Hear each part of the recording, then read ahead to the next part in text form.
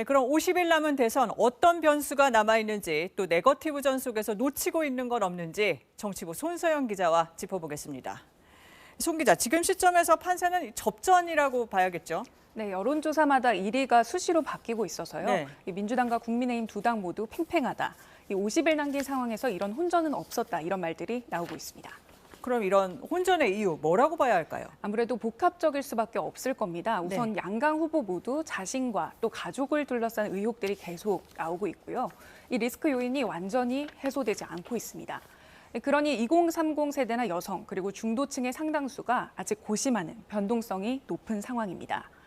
이 민주당 후보 지지율을 좀 보면요, 이 문재인 대통령의 국정 수행 지지율을 못 넘고 있고요. 네. 또 야당 후보 지지율도 마찬가지입니다. 이 정권 교체론을 지지하는 층의 비율을 넘어서지 못하고 있습니다.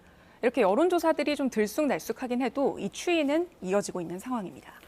그런데 역대 대선을 보면 50일 정도 남았으면 어느 정도 이렇게 예상이 됐을 때 아닙니까? 네, 맞습니다. 이 과거 대선을 보면요, 이 즈음에 실시된 여론조사 1위 후보가 이변 없이 대통령에 당선된 사례들이 많았습니다. 2002년 이 노무현 당시 후보가 무소속 정몽준 후보와 단일화를 했던 때가 예외였습니다. 근데 이번 대선에서도 이 막판 단일화가 큰 변수로 꼽히죠? 네, 그렇습니다. 이 다선을 긋고는 있지만 윤석열, 안철수 두 후보의 단일화 이슈가 이번 대선에서도 막판 최대 변수가 될 거라는 데는 대체적인 동의가 있습니다. 과거 사례들을 보면요, 보통 대선 30일 또 40일 정도 시기에 단일화에 합의했거나 또는 단일화 방식에 합의를 했습니다. 이번의 시기상으로 보면은 설 연휴 즈음이 될 것 같습니다. 후배들이 정책 후보하겠다 이렇게 말들은 했는데 정책 행보하겠다. 지금까지 뭐 큰 그림의 이른바 메가 공약도 안 보이고요.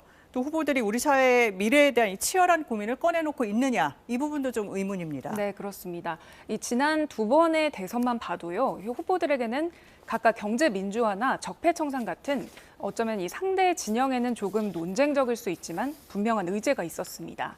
이번 대선 후보들을 보면요, 이렇게 화제가 되는 좀 생활 밀착형 공약들은 이런저런 이름으로 각각 잇따라 내고 있습니다.